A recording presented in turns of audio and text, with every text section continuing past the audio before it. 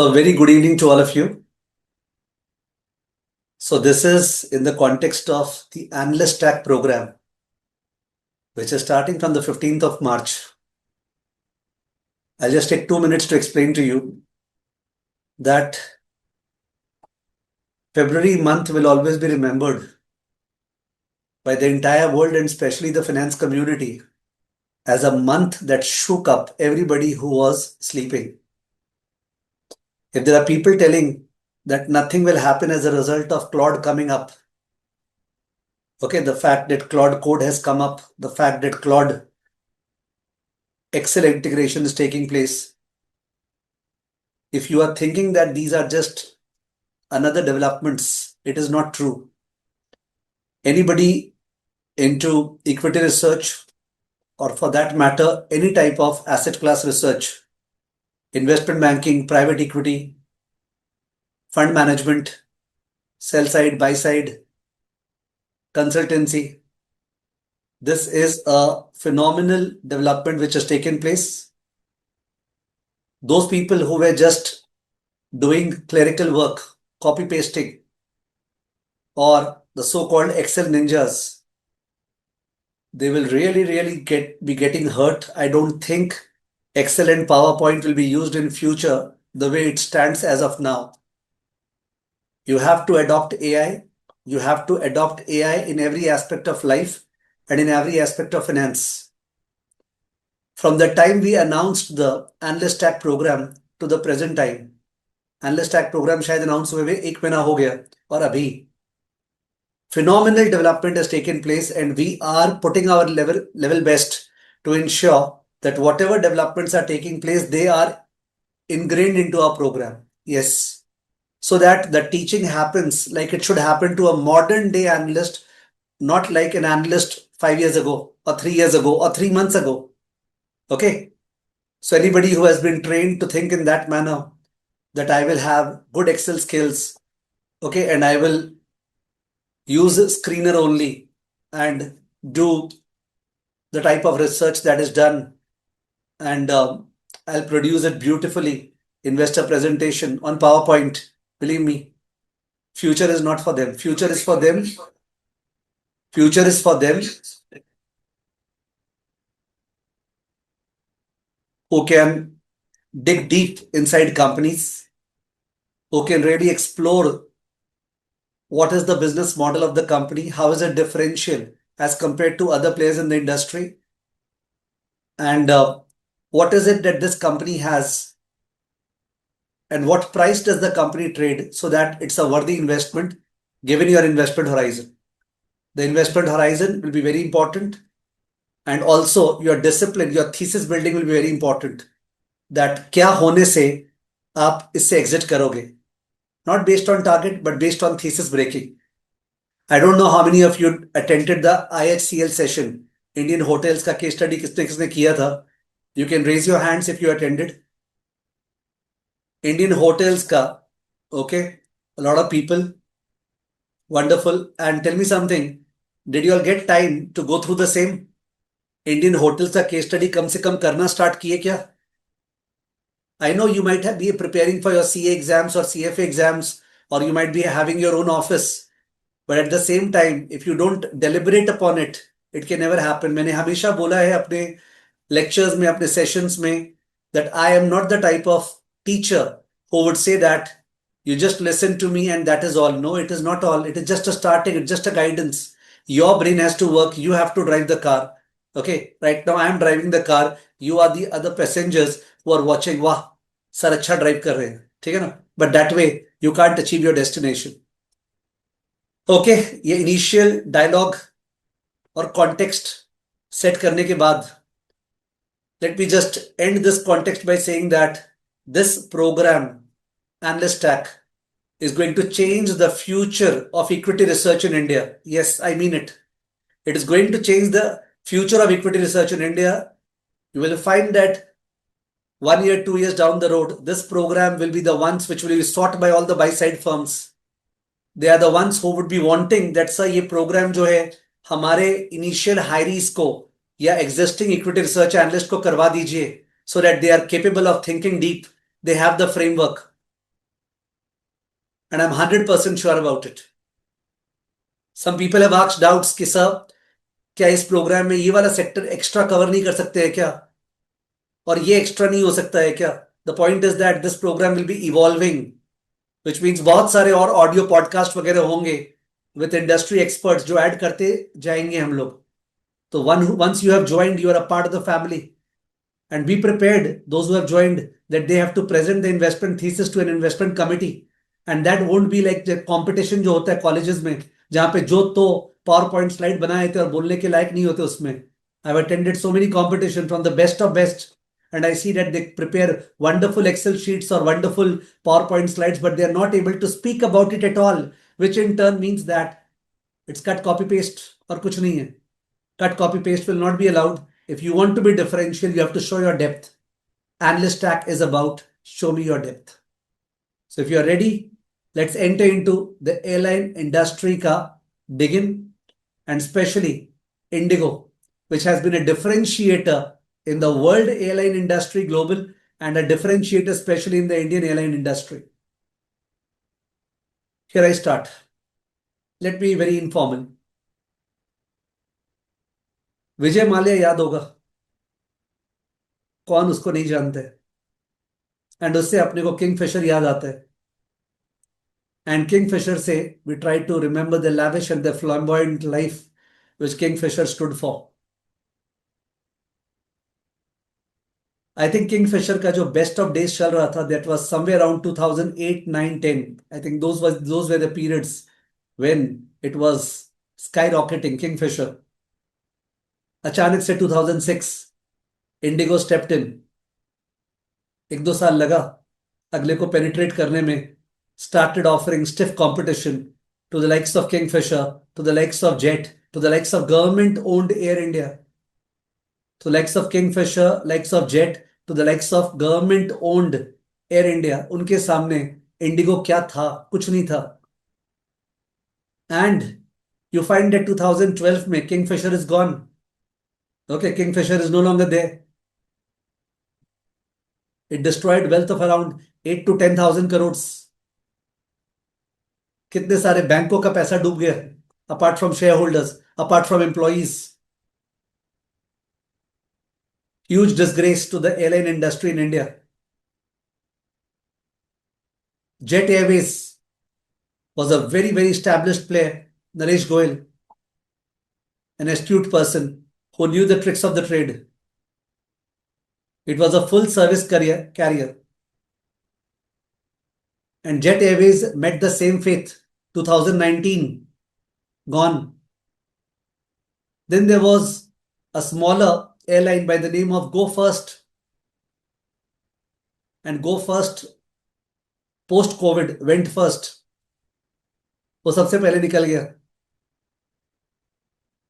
So such has been the state of affairs in the airline industry that India has been called the graveyard of airlines. You know that?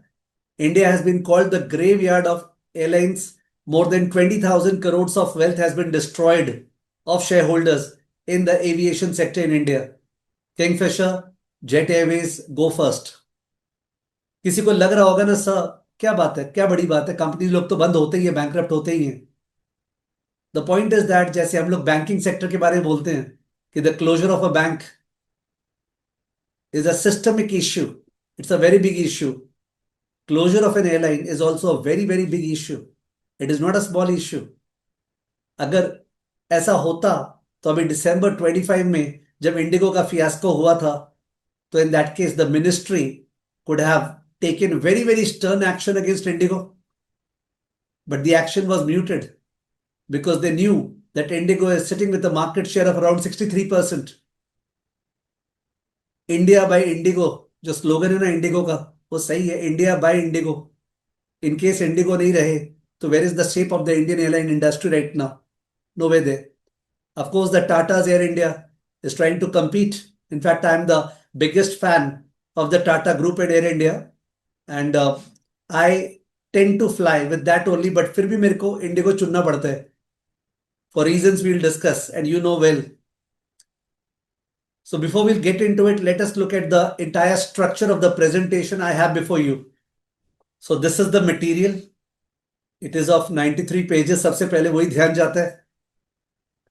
But believe me, ये material 93 pages का जो है, if you ask मी कि sir अगर ये education material नहीं होता, if it was not for education purpose, तो इन दैट केस ये कितने पेजेस का होता है? And I would say 50%. It would have been रफली 45 पेजेस का material. It is such a smooth read if you read the same. ऐसे इसका फ्लो बनाया गया है ना, एंड रीटरेशन अगेन एंड अगेन है, जिससे जब स्टूडेंट रीड करेगा, जिसका रीडिंग हैबिट्स डेवलप्ड नहीं है ना, कोई बोलता है सर मेरा रीडिंग हैबिट्स अच्छा नहीं है, I can't read 93 pages. Believe me, you start reading it specially after my session and you will find that मक्खन है. Okay, you will find that आप पूरा का पूरा रीड कर पाओगे. आप हो सकता है वन गो में रीड कर दोगे. मतलब you sit for a couple of hours, 3 hours, and you will find that you will complete the entire stuff. Okay, that is the smoothness with which it has been written. So I will admit it is twice of what professional write-ups are, but this is an educational content. If we look at the content, preface में we have the airline paradox and context. I think आपको paradox समझ में आ ही गया था. The same country, the same sector, the same times, 3 airlines closed down, destroyed 20,000 crore of wealth, and one airline, Indigo, creates enormous wealth. Indigo का IPO 2015 करीब में आया था at a market cap of around 30,000 crores, and उसका market cap has gone to 2 lakh crores. 30,000 to 2 lakh crores. Sir आप market cap wise क्यों बोल रहे हैं, शेयर प्राइस वाइज क्यों नहीं बोल रहे हैं? This is what we told you in analyst stack. In Analyst Stack, we want to make you into an institutional lingo person, one who uses institutional language and not the retail language. कि share का price क्या है? Talk in terms of market cap, talk less in terms of market price. तो Indigo का जो 30,000 market cap था 2015 में जब वो डेब्यू किया, okay, when it was listed, it has gone to 2 lakh crore, मतलब 6 times से भी ज्यादा. Understood? So that's the type that Indigo has created wealth in this nation in the airline sector, which is a doomed sector, which has been considered to be one of the worst sectors. Okay, जहां पे 20,000 crore worth का wealth has been destroyed by Kingfisher, Jet Airways, and Go First. So that is the paradox. And what is the context? The context is that ऐसा great company जिसका आप इतना बड़ाई कर रहे हैं, that company went through a massacre December 25. Who will forget that? And especially we at SSCI will never forget that. Actually मेरे को पढ़ाते हुए करीब 34 साल हो गए, 34 years, but फिर भी 34 ज्यादा लग जाता, my age being 48. Okay, and therefore we announced a 30 years alumni celebration in Mumbai in December first week. Okay, 30 years alumni celebration हुआ था, and उसी समय इंडिगो का फियास्को हुआ. God, I tell you, all my alumni who were coming from Delhi, who were coming from Calcutta, who were coming from Bangalore, who were coming from different parts of the country, they could not come. Still, some of them came, and I was so emotional about them.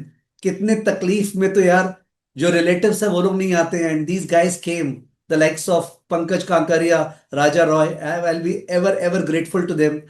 Okay, so I won't forget the Indigo का episode जो उस समय हुआ था. In fact हम लोग के जाने का डर था कि पहुंच पाएंगे क्या. हमारा जो सीईओ है उसका डर था, वो गुवाहाटी में अटका हुआ था. अगर आपको लग रहा होगा कि ये स्टोरीज क्यों बोल रहे हैं, स्टोरीज के बिना क्या है, we are all human beings. अभी तो एआई आ जाएगा, it will do all the work. These are all the stories and the connects which make things internalise. तो आई थिंक December 25 का इंडिगो का एपिसोड सब जानता है, and that is a dent to Indigo ka execution discipline in the last 18 years. Indigo is known for execution discipline, for timely departure, for timely arrival, isn't it? You know, you have traveled via Indigo. We always used to see that यार Indigo का हमेशा timely departure, timely arrival होता है. ठीक है, extreme six sigma event की बात नहीं कर रहे हैं, you go inside the tail, उसका बात नहीं कर रहे. But what happened in December 25 was a mammoth issue, and Indigo का stock is listed on the exchange. Air India is not listed. Akasha Airways is not listed. If the late Rakesh Jhunjhunwala ji invested in Akasha, that was a private equity investment. It is not listed, but Indigo was listed. So that's what happened when you are a listed company. The same thing happened to Adani, the same thing happened to Indigo. The stock price crumbled like anything because of what was going on. The aviation ministry had to take action and everybody was worried कि पता नहीं क्या action ले लेगा. But people who were smart, they were looking at the entire context, not like the social media people. So what happens is that this particular session is so much linked to the earlier session on Indian hotels. Indian hotels और आज का session दोनों linked है, दोनों में ही crisis है. वो तो बहुत ही बड़ा क्राइसिस था कोविड वाला, and this was an operational crisis according to me. Okay, जहां पे IndiGo really reached into a really big issue and there was a huge uproar against what Indigo did. So that is the preface. In that case, chapter 1 starts the analyst toolkit, learning the language of airlines, airlines की भाषा. तो भाषा का discussion करेंगे कि airlines में जैसे hotel industry में, if you remember ARR, occupancy rate, RevPAR, याद है क्या? होटल इंडस्ट्री में ARR, occupancy rate, revenue per available room, these were the bhasha of the hotel industry. Managed hotels versus owned hotels. ठीक है, इन सब की बातें वहां पे हो रही थी. वैसे ही एयरलाइंस की क्या भाषा है, that bhasha is there in chapter number 1. Chapter number 2 is about the airline ka business model. Okay, the airline ka business model. Why airlines aren't like normal businesses? What's different about them? Why so many investors never touch the airline industry? The third chapter will get into the Indian aviation market structure, tailwinds and evolution. Indian aviation क्यों special है? In fact, Indian aviation is the best possible airline industry which could have been imagined. An industry जहां पे phenomenal growth का scope है, जहां पे the per capita penetration is remarkably low. An industry जहां पे we have virtual duopoly. आप समझ पा रहे हो कि duopoly किसका? Indigo, Air India. They together command 91% market share. Indigo का around 63% और टाटा एयर इंडिया का around 31%, 30%. ओके, या 28%, whatever. 93% मार्केट शेयर इन दोनों का है. The third player being Akasa, okay, जिसका 6-7% मार्केट शेयर है. So that's the type of situation. So it's a very organized industry now. It's not a fragmented industry. You have a consolidated industry which is growing and which is supposed to grow at a massive pace. It's a decadal investment. It's not about 1 or 2 years. Okay. So Indian aviation, what is especially true about it? What are the tailwinds? What's the evolution? क्या हुआ उसमें? एक समय पे 7-8 player थे. That was cutthroat competition. It was a fragmented industry. एक समय वो हाल था और एक समय आज है. एक समय हाल था जहां पे एयरपोर्ट्स ही नहीं थे, सप्लाई साइड इश्यूज में थे, और आज इतने जोरों से एयरपोर्ट्स बढ़ गए और बढ़ने वाले हैं सब. बट नवी मुंबई एयरपोर्ट में तो अभी भी माथा खराब होता है सर. दिल्ली के T3 टर्मिनल में भी अभी भी हालत खराब होता है. डोंट वरी, वो भी मेकअप हो रहा है. ठीक है, they are happening. So things are under way. Okay, supply side problems are being sorted out. तो all that discussion is in chapter 3. Chapter 4 is IndiGo का case study, the anatomy of wealth creation. How did this company stand as a positive outlier in the entire space where bloodbath was going on? What was different in it? What did it do? Risks in the airline business. Airline business में क्या क्या risk होते हैं उनका discussion करना जरूरी था एक बार, because this business will offer a tremendous ROCE opportunity, return on capital employed, but that comes with major risks. We'll discuss about it. You know what happened to the Air India का जो crash हुआ था, ठीक है? You know what happened to Indigo में जो दिसंबर में हुआ था. You can understand रिस्क तो आपके सामने है, ठीक है? And the last section is Indigo December 25 crisis, a case study in analyst perspective. कि सर दिसंबर 25 में अगर हम लोग एनालिस्ट थे, आप भी घर पे बैठे थे, हो सकता है आप में से कई लोग इन्वेस्ट करते होंगे स्टॉक्स में, और आप उस समय सोच रहे थे कि इंडिगो का स्टॉक खरीद लेना चाहिए क्या, या उस पर पुट ऑप्शन बाई कर लेना चाहिए क्या, उस पर फ्यूचर सेल कर देना चाहिए क्या. ठीक है, क्या करना चाहिए इंडिगो का स्टॉक में दिसंबर 25 में जब वो हो रहा था. क्राइसिस इन्वेस्टिंग, छोटा सा crisis, not compare to the covid वाला. उस सिचुएशन में क्या करना चाहिए? Is it a structural problem with IndiGo? Structural माने समझते हैं ना, something which will sustain, or is it an operational issue? Is it the failure of a business model of Indigo? or is it just an operational issue which is a transient one? That call needs to be taken. Avendus Spark, you must have heard the name. Avendus Spark is a reputed sell-side equity research firm in India, and it brought out a report on this December 25 crisis. वो report को यहाँ use कर रहे हैं for educational purpose. Does it mean that we subscribe to the report? No. The framework with which that report has been written is wonderful. That goes to show कि students future में जब देखेंगे किसी company का इस तरह का crisis आएगा and they will think that ये कंपनी डूम्ड है या ये कंपनी में ये छोटा सा इशू है, एंट्री अपॉर्चुनिटी है. बहुत ऐसा आएगा, बिलीव मी. जो अपने इंडियन होटल्स का डिस्कस कर रहे थे वो तो आएगा से once in a decade opportunity. But ये जो इंडिगो में आया, ऐसा अपॉर्चुनिटी तो आता ही रहेगा. तो अगर ये पैसा कमाने का बात नहीं हो रहा है तो क्या हो रहा है? Are you understanding? We are teaching you the framework. We can't tell you दिसंबर में ये करना चाहिए था या अभी ये करना चाहिए. I once again repeat, this is a session only meant for educational purpose. This is not a stock recommendation. Okay, myself, my quasi funds, proprietary funds, family, friends may have exposure to Indigo. So in that case, we are not recommending that Indigo should be purchased, nor are we disrecommending. I am a pure educationist and discussing it only for education purpose. There could be some mistakes in the entire write-up of 93 pages. I would be very, very happy if you point out the same. Okay. But do understand that a lot of effort, khun pasina, has gone into creating this particular case study, and that khun pasina will be rewarded if you spend time in reading it. You're attending the session, devoting 1 hour, 1.5 hours to me is not enough. Okay, what is actually required is your getting into it, and you know my style. ऐसा भी नहीं है कि मैं एक chapter में line से जाऊंगा. आई am not that a systematic person. I know teaching कैसे होती है. टीचिंग में एक रिदम मेंटेन करना पड़ता है, तो रिदम के लिए मैं अपने आप ही बैक एंड फोर्थ जाऊंगा. But this is the entire structure which I have shared with you. I'm especially thankful to Sumangal Pugalia from Rare Enterprises to have contributed his insights into me making up this particular structure. I'm also thankful to my other team members who are doing a marvelous work in Claude Studio, okay, and who are producing content with the help of our insights, which is wonderful. So the future is that of combining your insights with AI. Those who do not understand, they'll be left very, very, very back and left to clerical roles only. Sorry for repeating this, but this needs to be repeated. Okay, let's start. Language का बात करते हैं. Let's come to the Excel sheet. So, Indigo.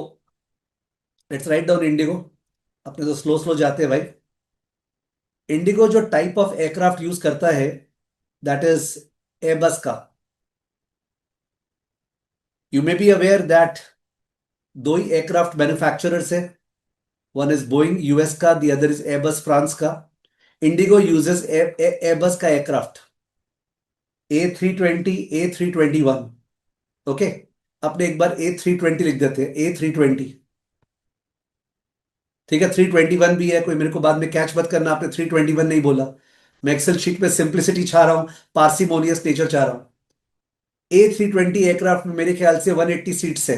A320 के नीचे can be right 180 seats है. अब ये aircraft suppose use हो रहा है Delhi to Calcutta. Okay, Delhi to Calcutta में ये एयरक्राफ्ट यूज हो रहा है. दिल्ली टू कैलकाटा का अप्रॉक्स डिस्टेंस करीब 1200 किलोमीटर है. ठीक है, 1200 kilometre. Of course one way की बात कर रहा हूं. तो इन दैट केस जब ये एयरक्राफ्ट यूज हो रहा है दिल्ली टू कैलकाटा, तो IndiGo has a capacity of 1200 into 180, 1200 into 180, 2,16,000 seat kilometres. बगल में लिख दो सीट किलोमीटर्स, 180 के बगल में सीट्स. ना यहां पे अपने को स्टॉप करना पड़ेगा. आगे कंटिन्यू करेंगे बट यहां स्टॉप करना पड़ेगा कि जो पी इंटू क्यू करते हैं ना, चाहे कोई भी इंडस्ट्री हो, हर इंडस्ट्री में we have, when you do bottom up revenue forecasting और bottom up analysis, it is typically P into Q, price into quantity. तो एयरलाइन इंडस्ट्री में सर क्वांटिटी क्या है? जैसे होटल इंडस्ट्री में क्वांटिटी था रूम्स, एयरलाइन इंडस्ट्री में quantity क्या है? What is Q? The first option is seats, but that does not carry the entire story. The second option is seat kilometer. Think about it. If you are flying from Delhi to New York, if you are flying from Delhi to Calcutta, are the fares same? Delhi to New York, Delhi to Calcutta, are the fares same? No, sir, they are not the same. You may say that's वो तो international है. अगर local भी बात करें, you are flying from Delhi to Varanasi versus Delhi to Calcutta, are the fares same? No, sir, they are not the same. So one of the deciding factor, and one of the deciding factor, both the revenue and the cost, the pricing as well as the cost, is the kilometers. कितना kilometre गाड़ी में बोलने वाला था, ठीक है, aircraft चलने वाला है. So the unit, the quantity in the airline industry is seat kilometer. The quantity in the airline industry is seat kilometer. काश आपको ये समझ में आए, उसके बिना you will not understand anything in the airline industry. The quantity, okay, unit economics का जब बात करेंगे तो unit is seat kilometer, not seat kilometer. तो मैंने एक एयरक्राफ्ट लिया, उसका 180 सीट्स है, 1200 किलोमीटर है route Delhi to Calcutta, 2,16,000. Back and forth करेंगे तो इंटू 2 हो जाएगा. कोलकाता टू दिल्ली लिख दो,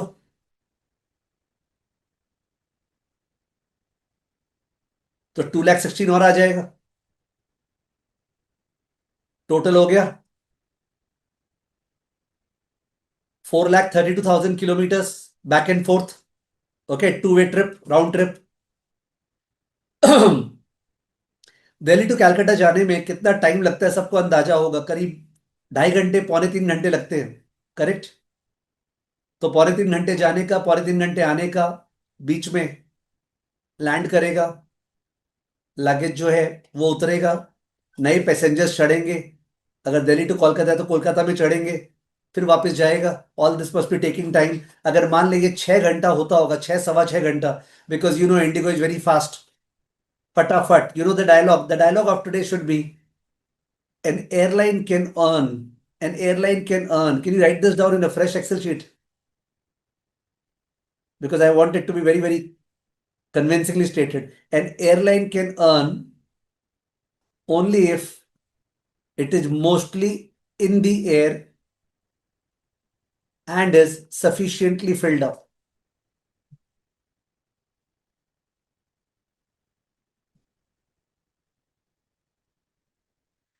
Think about it and you will feel that sir, ये कौन सी बड़ी बात है, तो कॉमन सेंस बोला आपने. An airline can earn only if it is mostly in the air.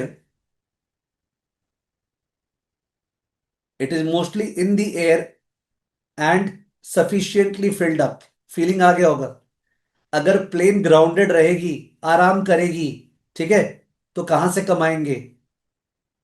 चिड़िया उड़. एंड सफिशिएंटली फिल्ड अप, अगर प्लेन एयर में रहेगी पर खाली रहेगी, आधी सीट्स भरी हुई है, तो भी कहां से कमाएंगे? करेक्ट है. Coming back to the previous excel sheet, I come to the. तो इन दैट केस इंडिगो फटाफट करता है, it doesn't waste time. Delhi to Kolkata flight आया, कोलकाता से दिल्ली, उनका टारगेट होता होगा 45 मिनट्स करीब में निकल जाए. Okay, it should leave in 45 minutes, not more than that. तो दैट्स व्हाट दे डू, कि फ्लाइट आ गई, तुरंत पैसेंजर को बैठाओ और तुरंत निकलो. तो मान लेते हैं ये लोग 12-13 घंटा ऑन द होल करते हैं. तो इन दैट केस दो ट्रिप कर लेते होंगे, 2 राउंड ट्रिप्स. तो 4,32,000 into 2, 4,32,000 into 2, that becomes day का, डेली, डेली इस रूट में एक एयरक्राफ्ट का. Okay, daily. तो 8,64,000 सीट किलोमीटर्स ना. 8,64,000 जो है ये एक एयरक्राफ्ट का एक दिन का हुआ. पूरे साल में मैंने चेक किया था एनालिसिस से, जो एयरलाइंस है वो लोग ग्राउंडेड होते हैं करीब 45%, 55% the time. 45 to 55% time they are grounded, because they have to maintain, there is a lot of servicing which has to take place. तो 45-55% time they are grounded. And if that is true, तो 365 days है, करीब 180 days they must be on air. 180 days, तो इसको 180 लिख दे. 180 days, 180 days, ठीक है ना. ये डेज हो गया जहां पे ये लोग उड़ते हैं, डेज इन दी एयर. और अब इसको मल्टीप्लाई कर दे, 8,64,000 इंटू 180. ये जो फिगर आया, this is the available seat kilometer, available seat kilometer for a single aircraft. This is the available seat kilometer for a single aircraft. Okay, for a single aircraft, this is the available seat kilometer.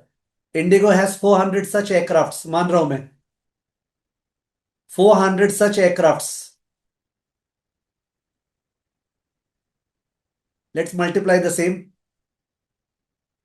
So 400 multiplied by that. So this is coming to, I think, 62 billion. This is, I think, 62 billion. Please check. Can be divided by 9 zeros, 10 power 9. Yeah, this is 62 billion ASK, available seat kilometer. Available seat kilometer. सही, आप क्या कर रहे थे समझ में नहीं आया. सपोज किसी को ऐसा लग रहा है, तो in that case let me come to my screen. तो मैं फिर से समझा रहा हूं. We are understanding the language of airline. जब सबसे पहले आप एक नया लैंग्वेज सीखते हैं, try to learn Japanese, try to learn German, try to learn French, तो हालत खराब होता है कि नहीं? डेफिनेटली होता है. ये तो खैर इंग्लिश ही चल रहा है. तो लैंग्वेज ऑफ एयरलाइन में जरा सा फ्रिक्शन तो होगा ही. अगर आपको फ्रिक्शन नहीं चाहिए तो तरीका सोचने का, सारे इंडस्ट्रीज में it's all about P into Q. Revenue is P into Q. वो जो क्यू है ना, वो एयरलाइन में क्या होगा? I said Q will not be the number of seats. Q will be the number of seats into kilometres. Number of seats into kilometers. That is the capacity which airline is offering on the table. Okay, this is the capacity I'm coming out. And it is a function of what? The number of aircraft, 400. It's a function of the seats per aircraft, 180. It is a function of अपने कौन कौन से root पे fly करते हैं. Okay, कितने बार fly करते हैं, साल में कितने दिन फ्लाई करते हैं. Think about it. यही तो किया. ठीक है. कोई सोचेगा इसका मैथ्स का क्वेश्चन आ जाए, ठीक है, जहां पे 5 या 7 मल्टीपल चॉइस क्वेश्चन सॉल्व कर दे, दिया रहेगा इतना फ्लाइट है, इसका इतना ये आस्क निकालो, वाह. सेकंड आस्क निकालो, वाह. वापस आस्क निकालो, वाह. सब प्रिपेयर्ड. अब ठीक है, समझ में आ गया. तो ऐसे लाइफ नहीं चलती एनालिस्ट की. ठीक है. Calculation the excel was not important at all, believe me. I was just doing it to be slow. कितने एयरक्राफ्ट है, उनमें कितना सीट्स है, वो लोग कितने साल में कितना दिन ऑपरेट करते हैं, और पर डे कितने घंटा उड़ते हैं. पर डे कितना घंटा उड़ते हैं. ठीक है. तो that entirely is ask available seat kilometer. Available seat kilometer. Why is it important? Because there are two terms. Excel please. There is one term called RASK. Left side में लिखो ना, RASK, and the second term called CASK. RASK and CASK, इसके बिना तो airline का कुछ हो नहीं सकता है. You can guess the full form. RASK is revenue per ask and CASK is cost per ask. It's like revenue per unit, cost per unit. It's like revenue per unit and cost per unit. Unit माने क्या हुआ? Seat kilometre. मैंने आपको बोला था revenue per unit and cost per unit, दोनों का difference निकालेंगे तो आ जाएगा operating profit per unit. RASK minus CASK कर दो, लिखो RASK minus CASK. It is the spread per unit. Okay, operating profit और spread per unit. Operating profit per unit and इसको डिवाइड कर दे रास्क से तो आ जाएगा margin. RASK minus CASK divided bye rusk, वो आ जाएगा margin, operating profit margin. Okay, operating profit margin. क्या पढ़ रहे हैं अपने language of airlines, because language of airlines के बदले के बिना मैं कैसे डिस्कस करूंगा. ठीक है. तो कोई सोचेगा सर रास्क क्या है. सिंपल है. Rusk is the total revenue divided bye 62.2 billion. Rusk is the total revenue, साल का revenue divided bye ask. What is cask? Cask is the total operating cost divided by ask. आप समझ रहे हैं? एक और शीट पे जाए प्लीज. चलेगा ये वाले शीट में. इस शीट में we are discussing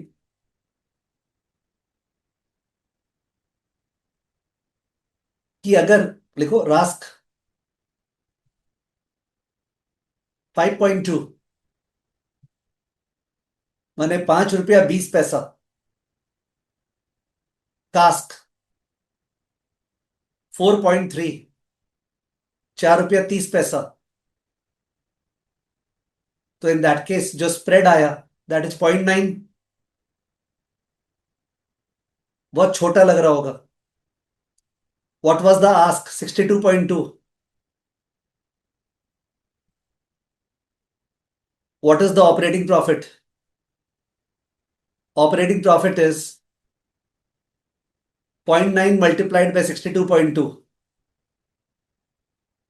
It is 55.98, 56 billion rupees.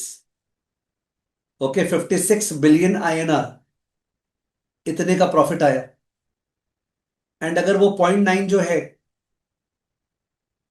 ऊपर जाना, थोड़ा ऊपर जा, कास्क को 4.1 कर रहे हैं। 4.1 68.42।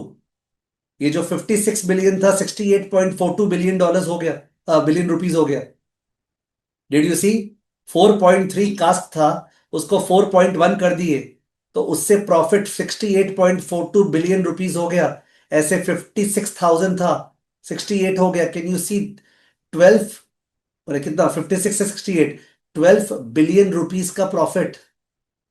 12 बिलियन रुपीज का प्रॉफिट। प्लीज प्लीज, मैंने, if you are matured just stay with it, कि ये जो डेसिमल प्लेस में वर्किंग कर रहे हैं ना, 5.2 4.1, इसमें जरा सा डेसिमल का पार्ट अगर हिल गया तो प्रॉफिट हिल जाएगा, तो प्रॉफिट हिल जाएगा।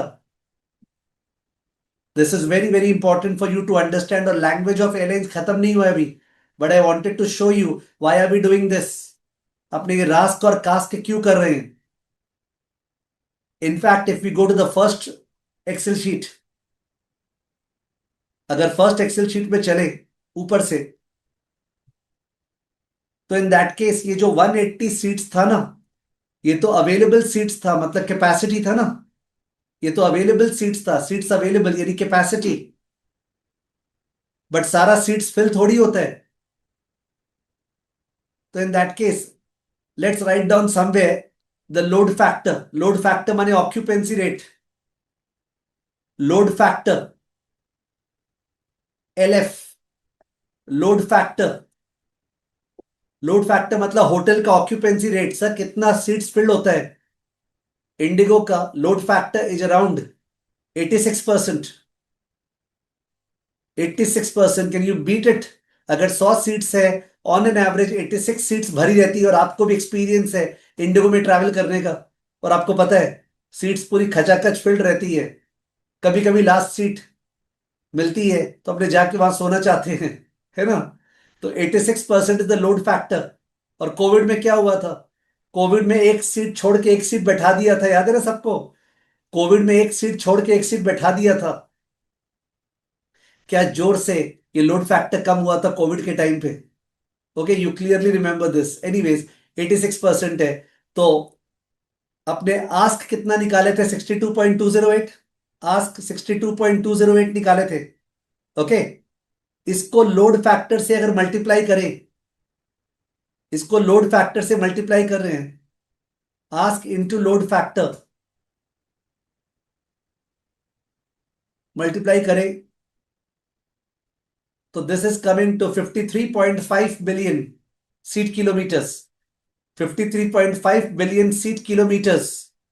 Okay, these are not amounts, these are seat kilometres in billions. Sir ये क्या है?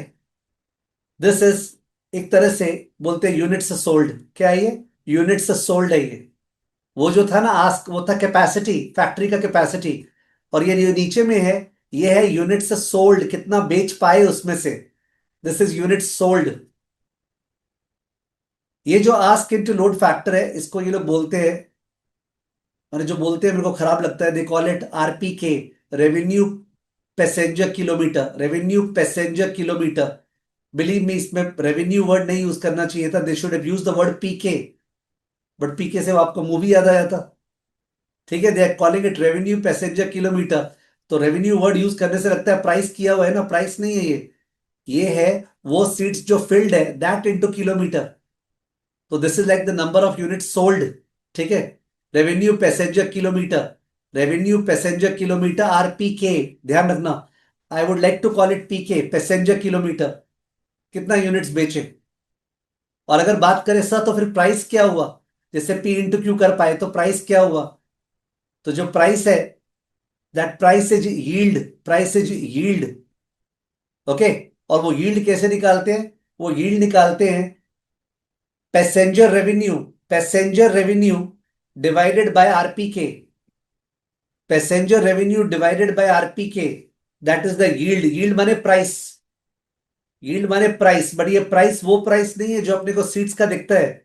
जैसे सपोज दिल्ली टू कैलकाटा का जो फ्ले फेयर होगा वो सपोज 6,500 है, दिल्ली टू कैलकाटा का बैक एंड फोर्थ शेयर 13,000 है, 13,000। तो in that case price is actually 6,500। तो मैं 6,500 का बात नहीं कर रहा हूं, मैं बात कर रहा हूं प्राइस पर यूनिट। और यूनिट क्या था, यूनिट था seat kilometre, not seat. Okay, unit था सीट किलोमीटर, नॉट सीट। समझ गए? तो in that case yield is like price component. Okay, yield is the price component, जो प्राइस वाला पार्ट है पर सीट किलोमीटर, पर सीट किलोमीटर। ये यील्ड क्या हो गया, ये होटल इंडस्ट्री का एआरआर हो गया, एवरेज रूम रेट, कि रूम का रेट इतना है। ओके, ये एवरेज रूम रेट जैसा हो गया। पर रूम रेट होने के लिए उसको मल्टीप्लाई करना पड़ेगा रोड लोड फैक्टर से, तब तो रास्क आएगा। ओके, जो रूम रेट है, एक बार सेपरेट शीट पे जाओ, सेपरेट शीट, ताज का, ताज का रूम रेट एआरआर, ताज का ARR is suppose 21,000 and occupancy rate of Taj is say 60%. So in that case, rev per available room is the capacity, rev par is 60% into 21,000, which is 12,600. वैसे ही hotel industry में ARR के बदल में yield लिखो, 21,000 के बदल में yield, yield. तो यील्ड है सपोज 5.5, एंड फिर लिखो load factor, load factor is suppose 86%. So in that case, we get the passenger RASK. Passenger RASK. Passenger RASK is equal to the multiplication of the two. 86% into 5.5, 4.73. Okay. यानी these are comparable. Think about the two parallelly. ऐसे भी क्या होता है, human beings का दिमाग compare करने से जोर का चलता है। तभी तो हमारे एनालिस्ट ट्रैक में देर आर मेंटल फ्रेमवर्क्स। हम 10-10 इंडस्ट्री को एक मेंटल फ्रेमवर्क में डाल रखे हैं कि आपको 10 इंडस्ट्रीज लगेगा, यार सेम ही तो है। ओके, जैसे मेरे को कैपिटल बजटिंग में जो अपने एनपीवी निकालते हैं, और वैल्यूएशन में जो अपने इंट्रिंसिक वैल्यू को प्राइस से कंपेयर करते हैं, और बॉन्ड में जो अपने बॉन्ड का इंट्रिंसिक वैल्यू कंपेयर करते हैं प्राइस से, देखो सब सेम लगता है। कैप बज है, स्टॉक से, बॉन्ड से, रियल एस्टेट है, सब में तो वही डीसीएफ है।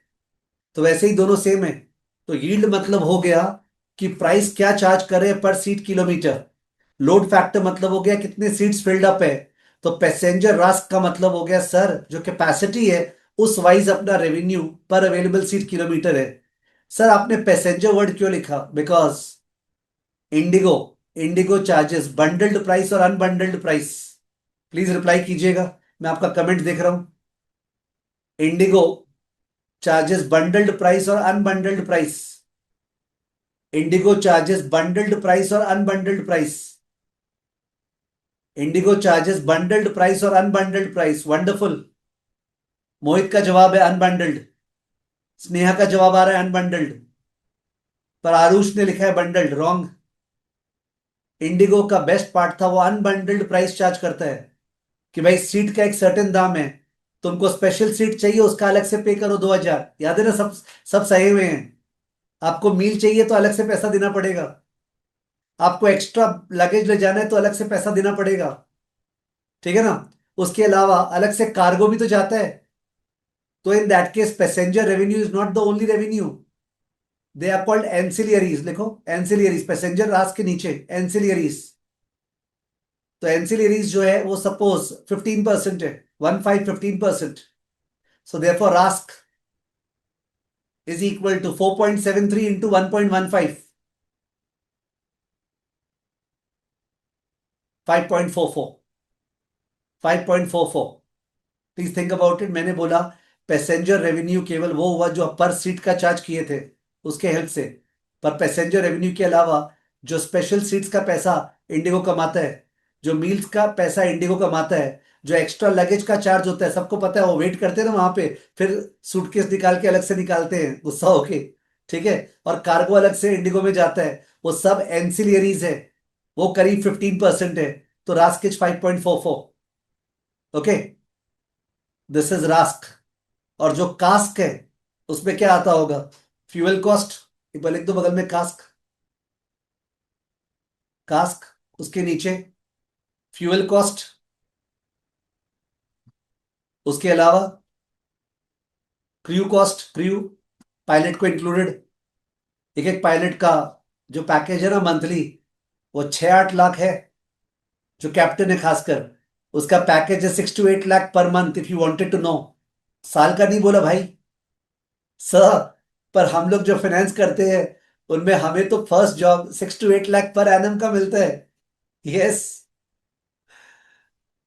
बट बिलीव मी, वो जो पायलट है 6 to 8 लाख पर मंथ, और आपका जो स्कोप है कैपिटल मार्केट में, वो उससे बहुत ऊंचा है।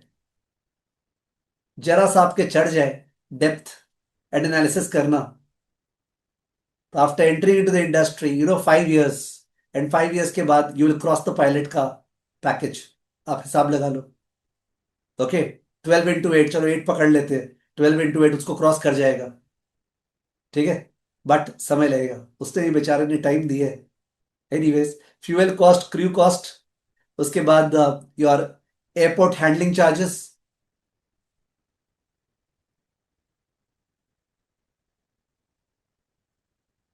ठीक है। तो इस तरह का कॉस्ट होता है, दैट इज द कास्क वाला part, that is the cask वाला पार्ट। ओके, तो रास्क हो गया, कास्क हो गया, लोड फैक्टर हो गया, यील्ड हो गया, यील्ड इनटू लोड फैक्टर ऊपर, yield into load factor is equal to passenger RASK, ठीक है, passenger RASK into 1 plus ancillary is equal to RASK. Sir ये कैलकुलेट करना पड़ेगा क्या? जो ये कैलकुलेट करेगा उसका तो हो लिया, इसका मतलब वो सीए का एग्जाम देने बैठा है। वैसे सीए के एग्जाम में ये है नहीं, होता तो डेफिनेटली चेप चेप किस पे कैलकुलेशन होता, 25-25 सम, और कर लेते, और तब भी एयरलाइन इंडस्ट्री में कुछ नहीं उखाड़ पाते। ओके, इसको आपको ट्रैक करना पड़ेगा। What do you want? You want higher RASK, you want lower CASK. The iron rule in airline industry is RASK should be greater than CASK. Let us write that down. Okay, ये लिखना है, वहां जहां लिखे थे ना तुम, एक जगह जहां आपने लिखे थे ऊपर, एक तो डायलॉग लिखे थे, यस ऊपर, the iron rule. What is the iron rule? Rusk greater than cask. अगर ये नहीं है तब ठाकुर तू तो गियो, बिकॉज जब इसको मल्टीप्लाई करेंगे ना, डिफरेंस को बिलियन से, ओके, आस्क से, तो उस केस पे जो लॉस आएगा वो मॉन्यूमेंटल लॉस आएगा। Understood? Which happened for Kingfisher, which happened for jet, which happened for go first. If you ask मी कि सर इन तीनों का बताइए ना, रास्क ग्रेटर देन कास्क था क्या? नहीं, इनका कास्क ग्रेटर देन रास्क था। तो क्या हुआ सर, बहुत सारे स्टार्टअप्स होते हैं ना, जो लोग का लॉस होता है तो वो लोग लॉस मेकिंग होते हैं, बाद में मेकअप कर लेते हैं। भाई यहाँ पे बहुत बड़ा लॉस का बात कर रहे हैं, या छोटा मोटा लॉस कैश बर्न का बात नहीं कर रहे हैं कि this company is burning around से 3,50,000 per day. We are not talking about that figure, we are talking about a very very huge amount because of that billion figure which was the ask. You got to understand that. So it's a dangerous business to be in, especially a business जिसमें commoditization है। Third चीज लिखो, airline business is a commodity business. Airline business is a commodity business. Airline business is a commodity business. जब मैं कहीं पे भी ये बोलता हूं एयरलाइन बिजनेस या commodity business, then people feel surprised. Sir commodity तो ये होता है, स्टील, कॉपर, सीमेंट, इसको आप कमोडिटी बिजनेस क्यों बोल रहे हैं? Because all of you know what is the meaning of commoditization. Commoditization का मतलब होता है there is no product differentiation. What people care is about the lowest cost producer, जो सबसे कमती दाम चार्ज करे। कौन कमती दाम चार्ज कर रहा है? तो जस्ट थिंक अबाउट इट। होता क्या है, इंडिगो, एयर इंडिया, आप चेक करते हो बॉम्बे टू कैलकाटा, ओके, का फेयर क्या है? लोएस्ट फेयर वाइज दिखाता है। लोएस्ट फेयर किसका दिखाएगा? हमेशा इंडिगो का, बिकॉज एयर इंडिया का तो बंडल्ड फेयर है, ठीक है ना। तो पहले तो इंडिगो का फेयर कम दिखाएगा। उस और भी रीजन है क्यों कम दिखाएगा, कम टू इट। उसके अलावा इंडिगो में जाके आप सीट चेंज करोगे तो आपका एक्स्ट्रा पैसा लगेगा, बट डिसीजन लेते समय आपको बहुत ही गैप दिखा दोनों में। उसके बाद जाके आप क्या बोलते हैं ये, वहां जाके मील बाई करोगे तो वन सेकेंड आपका पैसा लगेगा, पर वो पैसा आपके डिसीजन मेकिंग में काम नहीं आ रहा है। तो they were so smart to understand this is called the LCC model, low cost carrier model, LCC model. ठीक है, लिख दो। LCC model usually make sense. IndiGo, LCC model, low cost carrier. LCC model जो है is about the fact that मेरे को lowest cost producer बनना है। I want to provide the capacity at the lowest cost. मैं जो अवेलेबल सीट किलोमीटर प्रोवाइड कर रहा हूं उसको लोएस्ट कॉस्ट पे प्रोवाइड करना है। I don't know how many of you have studied porters competitive strategy. I don't know how many of you have studied porters competitive strategy. अभी मैं Porter's five forces का बात नहीं कर रहा हूं, porters competitive strategy. I am not talking about the five forces. तो porters competitive strategy में तीन स्ट्रैटेजी होते हैं। One is differentiation, the third is, the second one is cost leadership, and the third is focus. Product differentiation, cost leadership and focus, याद है क्या? Product differentiation, cost leadership and focus, तीन strategy होता है porter का। मैं Michael porter का वो बात नहीं कर रहा हूं जो barriers to entry and threat of substitutes, वो बाद में बात करेंगे। अभी मैं बात कर रहा हूं being in an industry, how do you compete against the others. आप कैसे बढ़िया है बाकी लोगों से। जबकि जो पोर्टर का फाइव फोर्सेस है वो तो डिस्कस ये करना चाहते हैं ये इंडस्ट्री कैसा है दूसरे इंडस्ट्री के मुकाबले। बट कॉम्पिटिटिव स्ट्रैटेजी में भी डिस्कस इस इंडस्ट्री में ये प्लेयर बाकी लोग से बेटर क्यों है। तो अब plane, if you want to go, let us talk frankly. जब आप एरोप्लेन बुक करते हो तो मेरे ख्याल से तीन ही चीज माइंड में आता है। नंबर वन, प्राइस किसका कम है, बिलीव मी। नंबर टू, कौन मेरे प्रेफर्ड टाइम पे फ्लाइट दे रहा है, प्रेफर्ड टाइम पे, यानी मेरे को जाना है करीब 7 साढ़े 7 बजे, ठीक है, कौन उस समय फ्लाइट दे रहा है। तीसरा, किसका on time departure, on time arrival होता है। Think about it. अपने जितना भी इंग्लिश लैंग्वेज लिख सकते हैं, बट द फैक्ट रिमेन्स, ये तीन मेन क्राइटेरिया होता है फ्लाइट चुनने का। पहला, किसका दाम कमती है, प्राइस। दूसरा, मेरा प्रेफर्ड टाइम पे कौन सा फ्लाइट्स है। और तीसरा, किसका एक लेगेसी है on time departure, on time arrival का। जो लास्ट वाला पार्ट था that was execution discipline. Execution discipline, execution discipline का मतलब क्या हुआ? If there is a class, okay, face to face class, and it is announced at say 10 a.m. and the teacher sometimes comes at 10:30, sometimes at 10:45, sometimes at 11:15, and the students are sitting, and sometimes after students are sitting in the classroom उसके बाद announcement आता है कि today the class will not take place. I'm talking about the age old days जहाँ face to face class होते थे। लोग याद करें जो मेरे से कैलकाटा में फेस टू फेस क्लास लिए थे। It might have never happened that मेरे क्लास का फेस टू फेस का जो टाइम है उससे मैं पहले क्लासरूम में आता नहीं हूं। It never never happens. अभी लोग बोलेंगे नहीं सर अभी तो आप टाइम चेंज करते रहते हो, समटाइम्स आप 8 बोलते हो उसको 8:30 कर लेते हो, 9 o'clock कर लेते हो। तो अभी यार we are all sitting at home, ठीक है।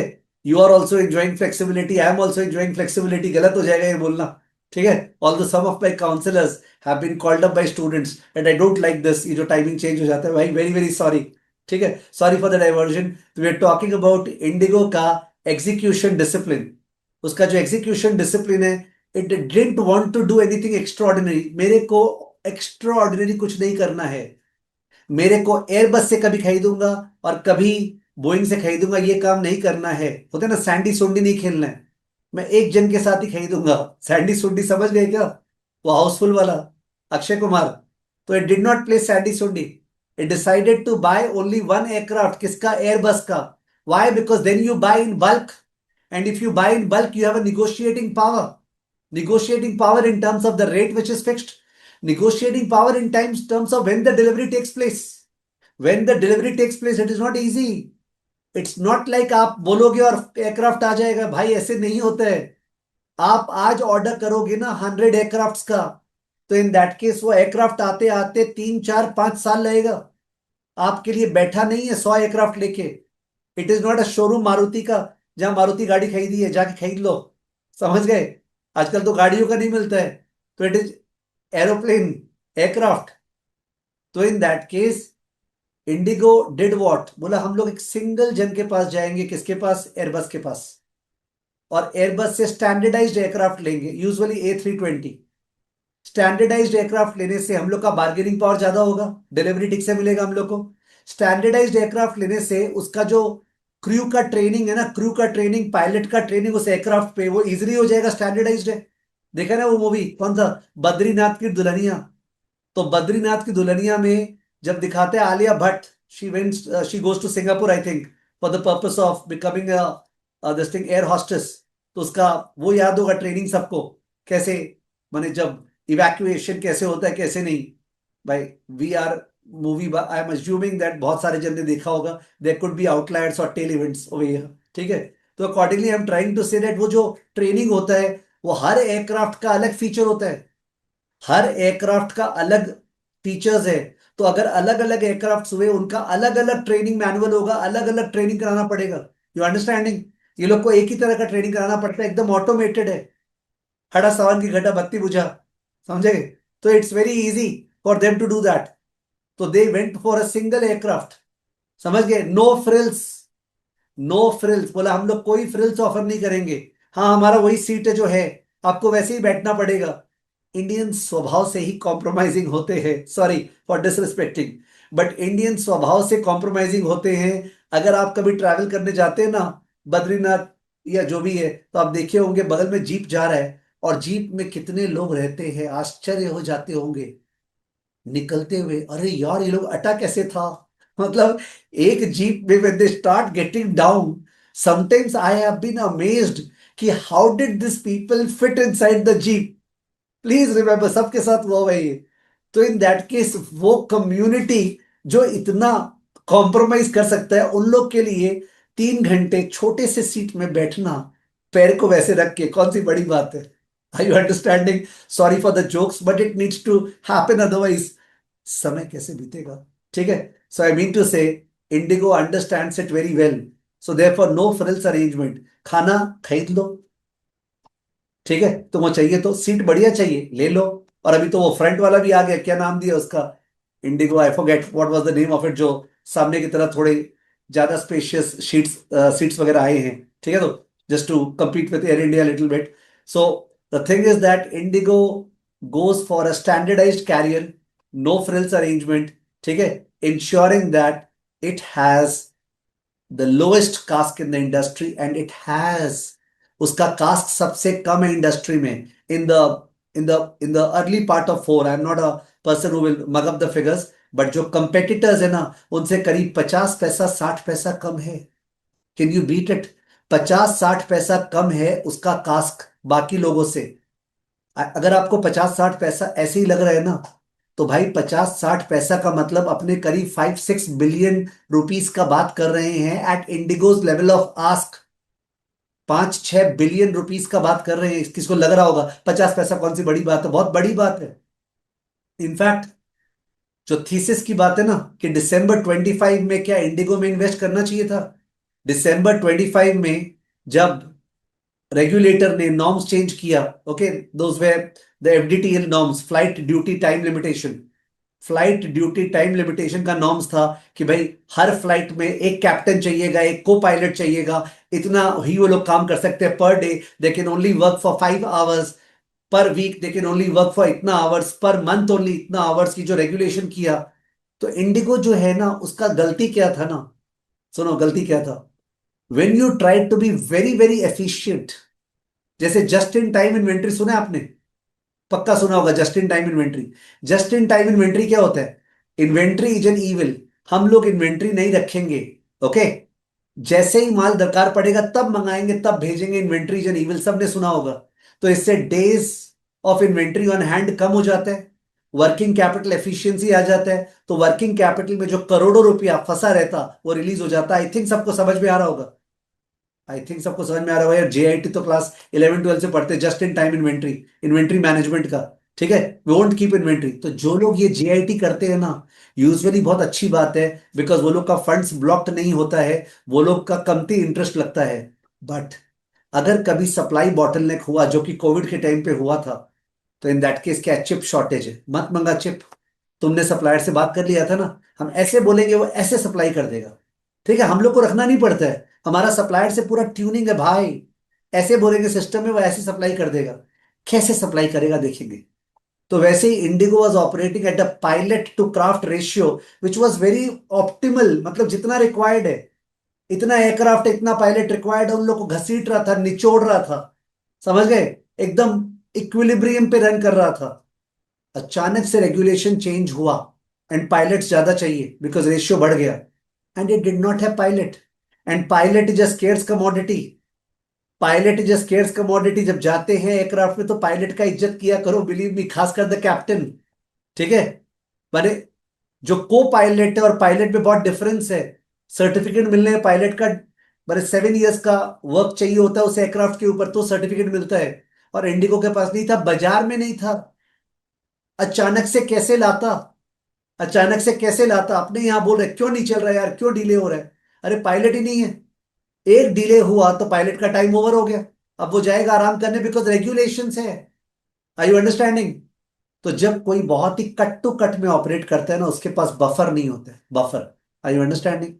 तुम घूमने जा रहे हो, ओके, और तुम एग्जैक्टली exactly उतना रुपया लेके जा रहे हो जो तुमने एक्सेल शीट में हिसाब किया है, मेरा यहां इतना जाएगा, यहां इतना जाएगा, यहां इतना जाएगा, बस इतना। कुछ हो गया तो क्या होगा, समझ गए? तो in that case IndiGo did not have the buffer. But क्या सब वैसा प्रेसिडेंट पहले भी था? जैसे अपने बात करें थे ना आईएचसीएल केस में, कि वो जो कोविड हुआ, तो उस केस में would it survive, would Indian hotel survive? तो अपनी बात कर रहे थे, पहले देखिए कोविड टेम्पररी है कि परमानेंट है। तो in that case there previous president, SARS, H1N1, influenza, पता था कि वो सब चला गया था 1 साल में, 6 महीना में, 1.5 साल में, तो कोविड भी चला जाएगा इतना इजीली, मैं अभी बोल पा रहा हूं, आई एम अज्यूमिंग। और मैंने ज्यादा डिस्कशन वहां पे किया था, कोई इतना इजीली हाइंडसाइड बायस कोई बोल रहा है तो हाँ, मैंने रीड करो हाइंडसाइड बायस। तो there was a reason to believe that yes COVID may go away, चलो better language, COVID may go away because president ऐसा है। वैसे ही Southwest Airlines US, Ryanair Europe, Southwest, south south Southwest ही तो, हाँ, Southwest Airlines US, Ryanair, ये दोनों के दोनों airlines confronted operational issues, confronted operational issues, but they manage the same and they maintain their LCC business model. तो in that case I think उन दोनों को देख के थोड़ा सा एक कॉन्फिडेंस आ जाता कि इंडिगो भी सरवाइव कर जाएगा, ये कोई स्ट्रक्चरल प्रॉब्लम नहीं है, ये एक ऑपरेशनल हिकअप है, okay, which is temporary, which will have some dent in 1 quarter, 2 quarter, 3 quarters earning, okay. जो स्लॉट इंडिगो बुक करते हैं ना, स्लॉट्स इंडिगो के लिए बुकड है मुंबई एयरपोर्ट पे, दिल्ली के T3 टर्मिनल पे, उसको प्रायोरिटी मिलता है, वो 10% प्रायोरिटी मिनिस्ट्री ने हटा ली है। That was the, that was the, क्या बोलते हैं, penalty that was imposed on Indigo. जो स्लॉट्स होते हैं ना, कि मेरे लिए स्लॉट बुकड है, तेरा 10% स्लॉट कम कर दिया, major major setback. Because one of the reasons why Indigo was able to do on-time departure, on-time arrival, and was able to offer preferred timings to customers, जिससे मैंने चालू किया समझाना, was because of slots. Okay, legacy aircrafts को वो slots मिला था, ठीक है, बट सिंस इंडिगो ने उस समय बहुत सारा फेलियर्स किया, तो बिकॉज ऑफ विच 10% स्लॉट छीन लिया गया। This is a big dent to IndiGo, but not a dent which can not be made up. उसको एमसी लगा के फिक्स किया जा सकता है और वो ठीक किया जा सकता है। That was an operational issue and the stock price has really come down. Okay, you are getting the stock price around 15%, 20% down from the peak level. It was a good entry window. Perhaps if you believe this things. So मैं क्या बोल रहा था कि airline industry is a commodity business. क्यों commodity business? Because आप दिल्ली से बॉम्बे अगर जा रहे हो तो चाहे जिसमें भी जाओ, आप एयर इंडिया का क्राफ्ट में जाओ या आप इंडिगो में जाओ, पहुंचाएगा वो आपको वहीं। ओके, ऑफ कोर्स टाइमली पहुंचा दे मैटर्स, कमती में पहुंचा दे मैटर्स। कमोडिटी बिजनेस में लो कॉस्ट होना बहुत जरूरी है। Indigo has the lowest cask. I think second best has a cask of around 50-60 पैसे हायर, विच इज ग्रेट। कोई लिमिट ही नहीं। तो इंडिगो का लो कॉस्ट है। तो आपको एयरलाइन इंडस्ट्री का लैंग्वेज बता रहे थे। One was available seat kilometre, the second was passenger kilometre. Passenger kilometer by available seat kilometer was the load factor. Okay. In fact, there is a formula for break-even load factor कि कितना load factor होने पे break even हो जाएंगे, यानी जहां पे cask recover हो जाएगा, कितना लोड फैक्टर होने ब्रेक इवन हो जाएंगे, उसका formula is the CASK divided by the revenue per RPK, मतलब yield. CASK divided by yield, that is the formula for break even load factor. तो ब्रेक इवन लोड फैक्टर अगर एक airline का से 82% है और एक्चुअल लोड फैक्टर उसका 86% है, तो 4% मार्जिन ऑफ सेफ्टी। ये सारा का सारा पीडीएफ में दिखाया हुआ है। अगर 82% is the break even load factor and 86% is the actual load factor, 4% is the margin of safety. ठीक है, जितना ब्रेक इवन लोड फैक्टर कम हो उतना बढ़िया, एक्चुअल लोड फैक्टर जितना ज्यादा हो उतना बढ़िया। तो 78% अगर ब्रेक इवन करने के लिए चाहिए और आपका 86% है, safe. Okay, we have a margin of safety. तो these are the metrics which are tracked, okay, in the airline industry. और मैंने तीन इंपॉर्टेंट डायलॉग दिया। एयरलाइन वो सक्सेसफुल है जो एयर में ज्यादातर रहे, जो ज्यादातर ग्राउंडेड नहीं हो, यानी फटाफट फटाफट टर्न अराउंड टाइम हो उसका। ठीक है, एयरलाइन वो बढ़िया है जो एयर में रहे और जिसका लोड फैक्टर हाई हो, यानी कि सीट्स भरी हुई हो। सीट्स भरी हुई होने के लिए क्या करना पड़ेगा? सब प्राइस कम चार्ज करना पड़ेगा। पर प्राइस कम चार्ज करेंगे तो रास्क कम हो जाएगा। रास्क तो कास्क से कम होना और ज्यादा होना चाहिए, तो अपने को कास्क और कम करना पड़ेगा, यानी कि अपने को कॉस्ट लीडर होना पड़ेगा। Repeat, toggle repeat. ठीक है, आई सेड एयरलाइन एयर में होनी चाहिए, एग्जीक्यूशन डिसिप्लिन। और एयरलाइन एयर में होनी चाहिए एंड सीट्स भरी हुई होनी चाहिए। सीट्स भरी हुई कैसे होगी? अगर आप प्राइस कम चार्ज कर रहे हो, अगर आप टाइमली डिलीवरी कर रहे हो, timely on on board departure and arrival कर रहे हो, ठीक है, और आपका बहुत सारा ऑप्शन है, तो सीट्स भरी हुई कब होगी? अगर आप कमती प्राइस चार्ज करो, कमती प्राइस चार्ज करेंगे तो सर रास्क कम हो जाएगा, तो आपको कास्क और कम करना पड़ेगा। तो लोएस्ट कॉस्ट प्रोड्यूसर होना पड़ेगा। एंड लोएस्ट कॉस्ट प्रोड्यूसर में कॉस्ट का analysis is required. We will discuss that. But आपको समझ में आया कि when you are analysing an airline company, you need to look at the cask, you need to look at the RASK greater than cask, you need to look at the load factor, कि load factor उसका higher the better, you need to look at the break even load factor, lower the better, the margin of safety, how much is RASK greater than cask। ठीक है, ये सारा चीज airline sector में देखा जाता है। एंड ऑब्वियसली ये किसी को पता नहीं था। ठीक है, तो जब अपने बात करते हैं सेक्टर प्राइमर्स का, जैसे अपने एनालिस्ट ट्रैक में 15+ सेक्टर प्राइमर्स है, इसका मतलब हर एक सेक्टर में what are the KPIs, what are the KPIs which are tracked, वो केपीआईज आपको बताया जाएगा। You will be aware, okay, इसमें ये होता है, इस इंडस्ट्री में ये होता है।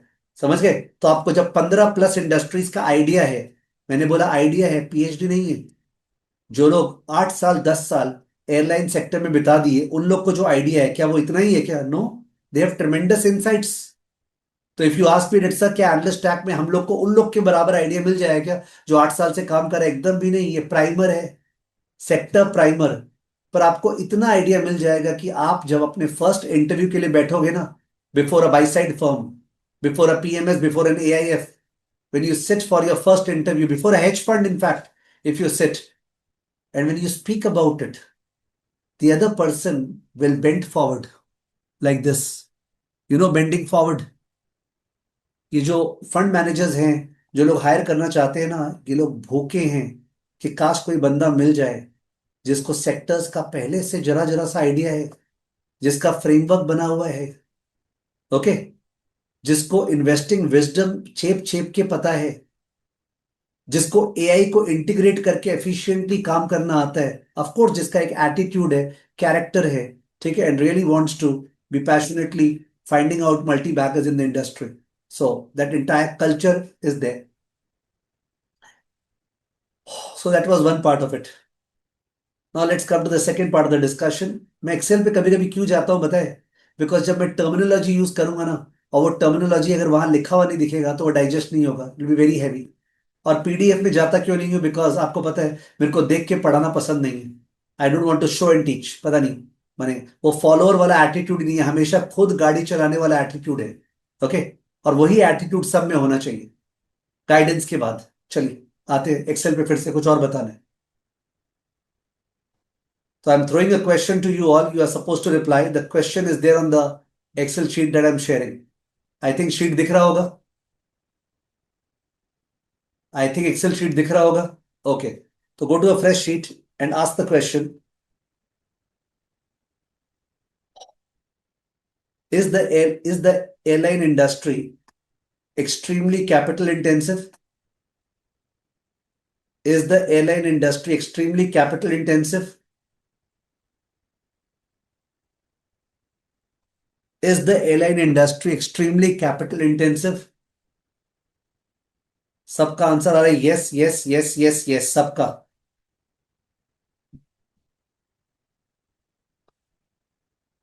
याद है होटल इंडस्ट्री में कैपिटल इंटेंसिटी को दूर करने के लिए क्या लॉजिक आया था?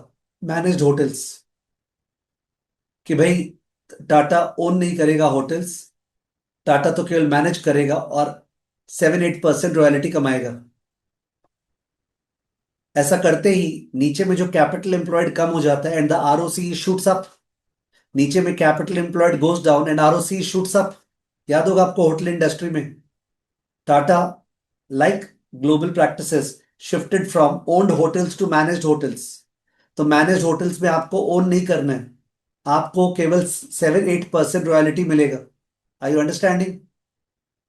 तो in that case airline industry में भी ऐसा सोचा गया कि एयरलाइन तो इतना कैपिटल इंटेंसिव इंडस्ट्री है, अगर इतना ज्यादा कैपिटल इंटेंसिटी उसका होगा तो उस केस में, अगर इतना ज्यादा कैपिटल इंटेंसिटी उसका होगा तो उस केस में, सो कोई भी इंडस्ट्री में, please write down the formula of ROC.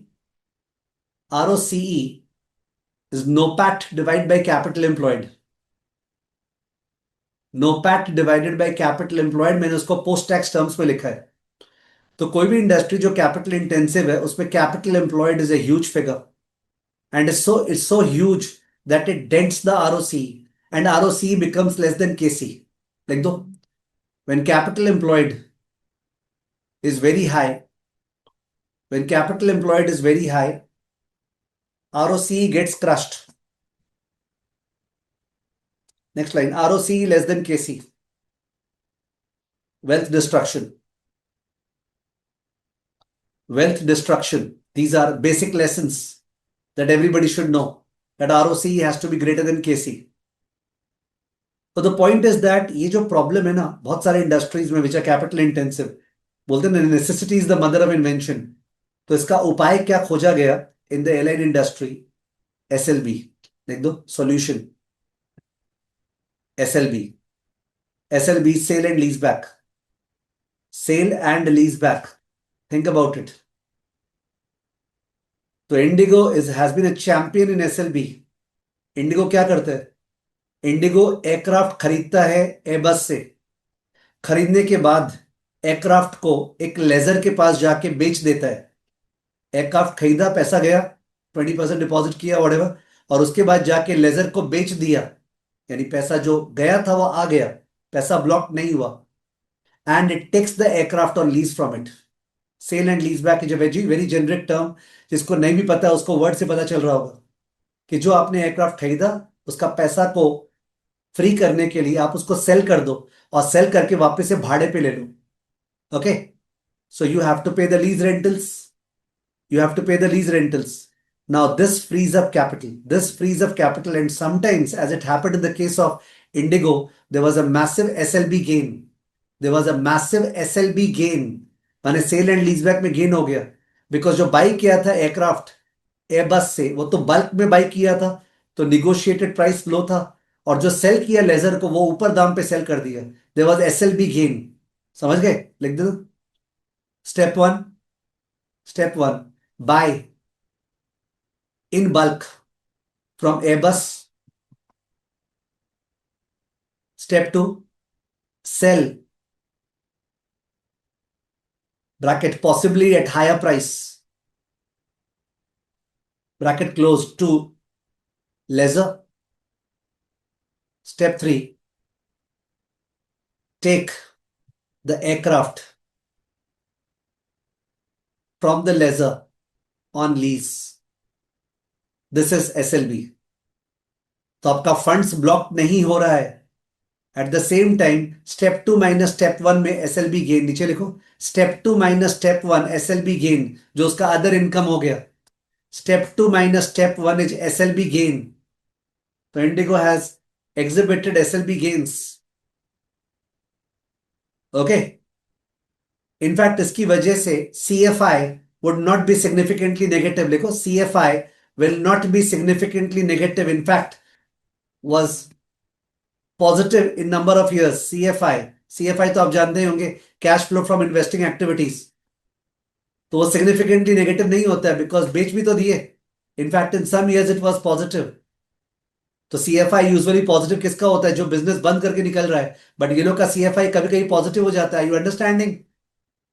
Okay, that's what IndiGo is enjoying. It's a wonderful way of insuring capital efficiency, कि लो कैपिटल पे आरओसी हाई होगा। आरओसी इज लाइक 30% ऊपर है, 30% से ज्यादा है आरओसी।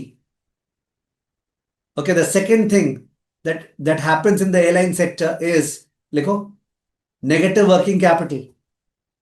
एयरलाइन सेक्टर में negative working capital, why? Because of pre booking. Negative working capital because of pre booking, सबको पता है। 3 महीना पहले फ्लाइट बुक करोगे तो दाम कम होता है, 2 दिन पहले बुक करोगे तो दाम ज्यादा होता है, मोमेंट पे बुक करोगे तो दाम और भी ज्यादा होता है, तो पहले से पैसा आ जाता है। ओके, तो negative working capital acts as a source of finance. Of course, अगर बहुत ज्यादा प्री बुकिंग हो जाए 3 महीना पहले, तो यील्ड कम हो जाएगा, बिकॉज शुरू में टिकट का दाम कम होता है। ठीक है, so it happens in a very smooth manner. Some of the bookings take place at the end, जिसके कारण यील्ड इज हाई, और some of the bookings takes place earlier, जिसके कारण yield is low, but we enjoyed the finance, अपने पास पैसा पहले से आ गया। तो इन दैट केस ऊपर जाए, ऊपर जाए इस शीट के ऊपर।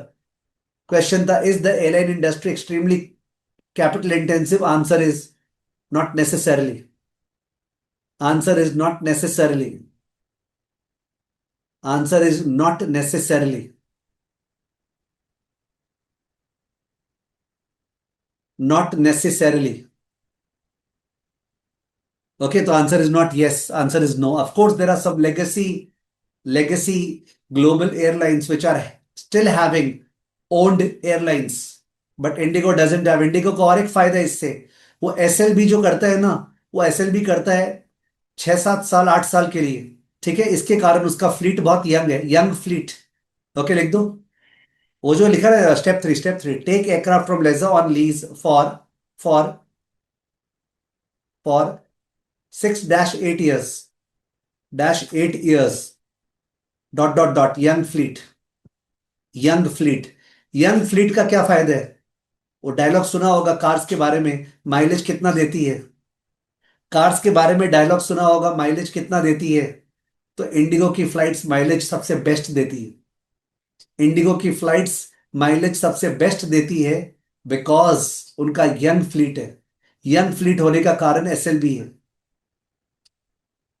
तो look at the manner in which these people have thought about the business का सिंप्लिसिटी। ओके, भाई हम लोग केवल एक जन से खरीदेंगे, इससे मेंटेनेंस इजी हो जाए, क्रू स्टैंडर्डाइजेशन हो जाए। हम लोग नो फ्रिल्स करेंगे, अनबंडल्ड फीस चार्ज करेंगे। ठीक है, एयरक्राफ्ट को सेल एंड लीज बैक करेंगे।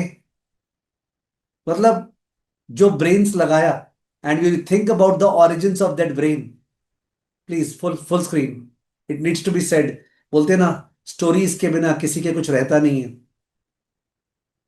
सो देयर वाज इंटरग्लोब एविएशन 2006 के पहले। इंटरग्लोब एविएशन चेक करना कभी इतिहास, मैंने उसको शामिल नहीं किया इसके अंदर। इंटरग्लोब एविएशन जो था वो 2006 के पहले, ये सारे के सारे एयरलाइंस जो है ना, किंगफिशर, जेट एयरवेज, इन सारे एयरलाइंस को सर्विसेज प्रोवाइड करता था। Services, crew services, logistic services, management services. माने कैसे ये लोग का बुकिंग होगा, कस्टमर कैसे बुक करेगा, फ्लाइट्स कैसे स्केड्यूल करेगा, वो सारा का सारा काम इंडिगो माने इंटरग्लोब एविएशन करता था 2006 के पहले। अंडरस्टूड? 2006 के पहले, यानी सारा प्रोसेसेस वही दे रहा था इन सबको। कितना बुद्धिमान था। And then there was a global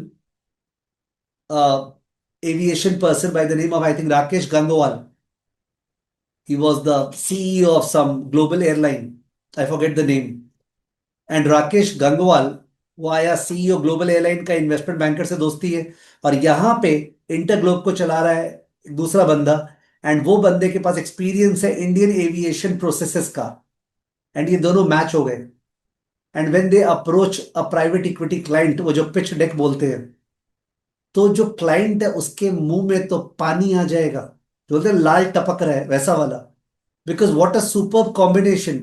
you have a particular person who knows the ins and out of the process of the Indian aviation industry, and you have a global aviation champion, okay, who can bring global practices. You combine the same. This is a rock solid foundation for a wonderful value creative business, and that's what they did. It is one of the most successful private equity investment in India till date. Okay, this is what happened. So जब अपने कई जन क्या होता है ना, बोलते हैं ना यार, स्ट्रैटेजी स्ट्रैटेजी स्ट्रैटेजी। कभी कभी लोग स्ट्रैटेजाइज करते रह जाते हैं, ऑपरेशंस पे ध्यान नहीं देते हैं। Unless until you come down and sit on the operations, value cannot be created by just strategies. Okay, Indigo is a clear cut manifestation of brilliant operations and processes and simplicity. Okay, of course, it is helped by the fact that it's in India where the per capita penetration is 0.15, 0.15 travels होता है aviation का per capita, 0.15। मतलब 6-7 साल में एक average Indian एक बार मैंने air travel करता है। एक एवरेज इंडियन एक 6-7 साल में एक बार ट्रैवल करता है। यूएस में इट इज 2.5 टाइम्स। 0.15 से 2.5, कैन यू बीट इट? कितना स्कोप है। चाइना का बात करेंगे तो वहां पे करीब 0.4 0.5 है। तो अगर इंडिया का टैम बात करें, एविएशन सेक्टर का TAM, it's really going to grow. तो you have a growing market which is virtual duopoly, यानी कि it is not fragmented, it is organised market. Okay, it is a consolidated market. Consolidated market होने के कारण pricing pressure नहीं है। There is no cut throat competition. Okay, Air India is full service. Indigo is LCC. Akasha is also LCC, but Akasha doesn't have a market share. So, in this situation, where you are sitting upon is a marvelous opportunity. However, the last point is the price. ये किस दाम पे enter करते हैं। तो वो जो दाम पे एंटर करते हैं अपने, वो दाम का मौका मिलता है इन अ क्राइसिस सिचुएशन। और अगर वो क्राइसिस सिचुएशन स्ट्रक्चरल नहीं है, अगर वो टेम्पररी है, तो you are able to get in to that crisis situation, okay, and you are able to lap on to the stock for the long term, not for the short term, because इस story में होने में time लगेगा। समझ गए? तो it will take its own time. एक बार पीडीएफ में जाते हैं, सेल एंड लीज बैक का वगैरह। तो ये अपना चैप्टर्स था। कोई बोलेगा risk in the airline business seems to be a BCom question. Regulatory risk है क्या? सर एकदम रिस्क है, रेगुलेटरी रिस्क है। There is regulatory risk in the business. उसके अलावा कैटास्ट्रॉफिक रिस्क है, कुछ एक्सीडेंट हो जाए तो क्या होता है, ऑपरेशनल रिस्क है जो इसके साथ हुआ। फॉरेन एक्सचेंज रिस्क है, डेफिनेटली है, बाहर से लीज ले रहे हैं, डॉलर में पेमेंट करना है। और इंडिगो का इंटरनेशनल बिजनेस भी है, I forgot to say. Okay, IndiGo ने इंटरनेशनल बिजनेस बढ़ाया अपना बहुत अच्छे से। ठीक है, the flights are going to New York and all, वहां पे रास्क बढ़ जाता है उसका, द रास्क गोज अप। तो इंटरनेशनल बिजनेस भी है, द स्कोप, दिस अपॉर्चुनिटी। ठीक है, सप्लाई साइड से इतना सारा एयरपोर्ट्स बढ़ रहा है। ठीक है, डिमांड साइड से इंडियंस का जो पर कैपिटा इनकम है that is rising, and the middle class is rising, the affluent class is rising, and they are all going by air travel. The gap between the aviation का price मैंने इंडिगो का price versus the first class AC fare का, वो गैप बहुत कम हो गया है। And now you find that normal families में बात होती है, क्यों जाएंगे हम टैक्सी से टाइम, इससे क्या बोलते हैं, ट्रेन से टाइम बर्बाद करने एसी से, इससे बढ़िया हम एयरलाइन से चल जाएंगे। तो in that case these are all things that we know. सबसे बेस्ट पार्ट क्या है इस एयरलाइन इंडस्ट्री का, कि जो चीज लिखा हुआ है ना वो 93 पेजेस का राइटअप होगा, पर वो समझना आपका बायां हाथ का खेल है। और जो समझने में डिफिकल्टी होता वो मैंने बताया, rusk cask and all that, समझ गए। My conclusion is that Indigo जैसा स्टॉक भारत जैसे इकोनॉमी में, जो ग्रोइंग मार्केट है, कंसोलिडेटेड है, और इंडिगो जो लो कास्ट है, जिसका फोर्ट्रेस बैलेंस शीट है, बैलेंस शीट में करीब 32,000 करोड़ का कैश है, कोई डिफिकल्टी हो गया तो फेस कर सकता है, जिसमें एग्जीक्यूशन डिसिप्लिन है, जो लोएस्ट कॉस्ट है, जिसका रास्क माइनस आस्क सबसे ज्यादा स्प्रेड है, ठीक है, that is a buy any time if you get a dent in the price. I won't say at a normal level कि कोई भी दाम पे बाई कर लो, I am not that class. I will buy it when I get an opportunity. I will see that वाह क्या opportunity मिला है। So shrewd investors, institutional investors, family offices, they look up at these opportunities as an opportunity to lap upon। मैं last class भी बोला था, आज भी बोल रहा हूं, it is not that her crisis में कूद के बाई कर लेना चाहिए, किसी किसी को ऐसा लगेगा, ऐसा नहीं है। आप इन्वेस्टमेंट थीसिस डिफाइन करो, जैसे मेरा इन्वेस्टमेंट थीसिस क्या था।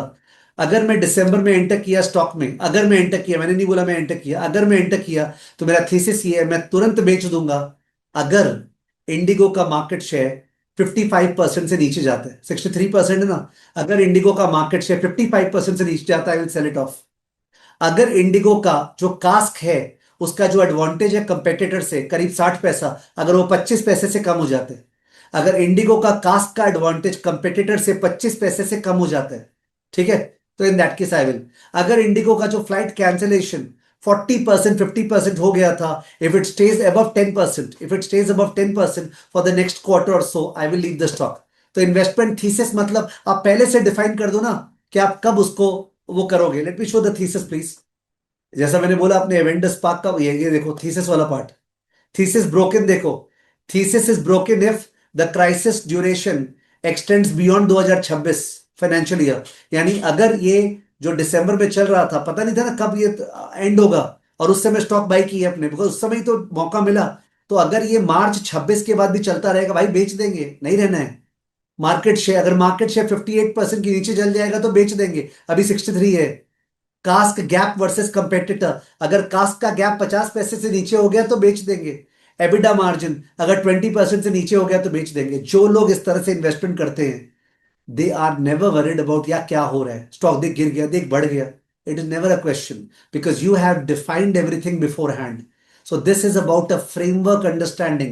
This program is not about, now some days what happens is that when I go for a morning walk, then some of the known ones they asking me कि संजय जी आपका IHCL का देखे थे, ठीक है, आप बताएंगे अभी कौन सा स्टॉक लेना चाहिए। This program is not about telling you a stock, we are not going to tell you a single stock which you should buy. This is a program about creating a framework, because it's all uncertainty. We are humble enough to admit that nobody knows the future. Okay? अभी nobody knows, in fact हुआ ही क्या अभी, Feb 2026 चल रहा है, क्या पता कल के दिन अगस्त सितंबर में या नेक्स्ट ईयर में इंडिगो बर्बाद हो जाए किसी stock, and you will say सा आपने बोला था कितना बड़ा ही किया था। तो nobody can say that. The point is that if you have a framework, in that case, if you invest in 10 stocks, you will find that there will be 3 stocks which do super normally great, which become 10x, which become 20x, depending upon when do you invest. And those stocks will really pull your portfolio into a compounding which is more than 30-35% per annum. And you may be knowing the rule of 72, doubling period, 2.5, 3 years is like marvelous. Okay. So that is the submission as far as the aviation sector is concerned. Okay. You can please invest a time in reading the entire write-up. Okay. I have explained you in such a manner, full screen. I have explained the stuff to you in such a manner that you cannot be stuck up at any point. कहीं पे भी conceptually, कहीं पे भी technically आप stuck up नहीं हो सकते हैं, ठीक है। मतलब सारे पॉइंट्स रिटरेट करके बताया गया है, और आपको बहुत अच्छा लगेगा इसको रीड करके, ठीक है। मैंने ये नहीं बोला कल सुबह जाके इंडिगो का स्टॉक बाई कर लेना, मैंने नहीं बोला है, ठीक है। तो मेरे को डर किससे है? मेरे स्टूडेंट से डर है। खासकर वो स्टूडेंट जिनके पास कुछ सेविंग्स है, पापा बोल रखे हैं और पापा ने बोला इन्वेस्ट करोगे बेटा तभी तो जानोगे, नहीं, तुम्हारा खुद का कन्विक्शन होना चाहिए। ठीक है, तो wait for the program, develop the framework, उसके बाद you can start with small amount of investing. ठीक है, so this has been the second manifestation of what depth will be communicated in analyst stack. One was the IHCL, the other was this. Let me tell you once again that what we had planned in January when we offered this program for the first time, and the change that has taken place as a result of Anthropic ka Claude, this is phenomenal, especially from an AI point of view. And मैंने I mean to say that अगर पहले से पता होता ये हो रहा है और जो एफर्ट जा रहा है एआई रिलेटेड स्टफ को डेवलप करने में, I would not have kept the price which I have kept. Okay, the price will significantly breach the normal levels of 75,000 soon for this program. मैं ऐसा बोलता नहीं हूं, you have never heard such जैसा saying that enrol कर लो वरना price बढ़ जाएगा, but this is an insider information कि प्राइस सिंस हमने कमिट कर दिया था we are keeping at that level, and because of the fact that students अभी ज्वाइन कर रहे हैं हमारे, मैं चाहता हूं कम दाम रहे, बट ये प्राइस कब 50 का 75 हो जाएगा and everybody will be then calling up कि सर आपने तो बोला था ना सर प्लीज 50 पे कर दीजिए ना, मेरा तो ये प्रॉब्लम हो गया था वो प्रॉब्लम हो गया, because this course is not worth that 50। ठीक है, तो लोग, आई एम सरप्राइज्ड, सीएफए का जो डेफरमेंट करते हैं ना, कितने सारे लोग डेफर करते हैं सीएफए प्रोग्राम और वहां 400 या $450 देते हैं, which is the cost of the program. यानी आप फालतू में कूद के सीएफए का एग्जाम का लिए रजिस्टर किए, फिर आपसे प्रिपेयर नहीं हुआ, फिर आपने डेफर किया, डेफर करके आपने 50,000 वेस्ट कर दिया और वो 50,000 में ये प्रोग्राम है, and you are saying that financial problem है इसलिए I can not join. This is not the vision. This is not the vision of somebody who understands that this is an investment in human capital, which is going to generate a stream of perpetual growth cash flows for you. Okay, this program got to be joined. Sir, आप marketing कर रहे हैं, मैंने तो बोला मैं बेशर्म होके मार्केटिंग करूंगा इस प्रोग्राम का, because I know it will create the future when I meet you 2 years down the road 2027-28 and you will tell me that sir thanks a lot sir, मैं ज्वाइन नहीं कर रहा था, थैंक यू कि आपने join करा दिया। Okay, मेरे से मिस हो जाता sir, thanks a lot sir, आपने बार बार बोल के ज्वाइन करा दिया। This is going to happen and therefore मैं बेशर्म की तरह इसको मार्केट करूंगा। This program got to be joined, got to be joined and got to be joined. Okay, looking forward for 15th March to take the first session फाड़ के। ठीक है, थैंक यू, बाय।